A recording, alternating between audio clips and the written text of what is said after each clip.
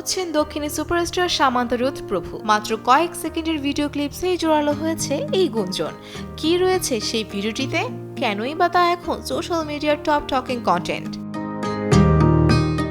সম্প্রতি নিজের নতুন সিনেমা মা ইন্দি বাঙ্গারামের প্রচারণায় স্বামী পরিচালক রাজ নিদিমুরুর সাথে ব্যস্ত সময় পার করছেন সামান্তা। সিনেমার প্রচারণা অনুষ্ঠানের একটি ছোট্ট ভিডিও থেকেই শুরু অভিনেত্রীর মা হওয়ার এই গুঞ্জন, যা ঘিরেই চলছে জল্পনা।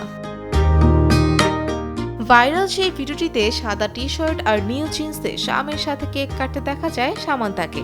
সাথে ছিলেন সহকর্মী ও ভক্তরা। পদ্মা সেতু, মেট্রো রেল এবং এলিভেটেড এক্সপ্রেসওয়ে নির্মাণের গর্বিত অংশীদার বসুন্ধরা সিমেন্ট। সৌন্দর্য আর মিষ্টি হাসির মাঝে দর্শকের নজর আটকায় তার শারীরিক পরিবর্তনে। ভক্তরা বলছেন, ভিডিওটিতে স্পষ্ট বোঝা যাচ্ছে বেবি বাম্প।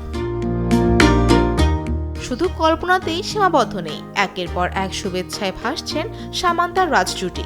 তবে এত কিছুর মাঝেও নীরব এই দম্পতি। নতুন অতিথির আগমন নিয়ে তাদের পক্ষ থেকে আসেনি আনুষ্ঠানিক কোনো বার্তা।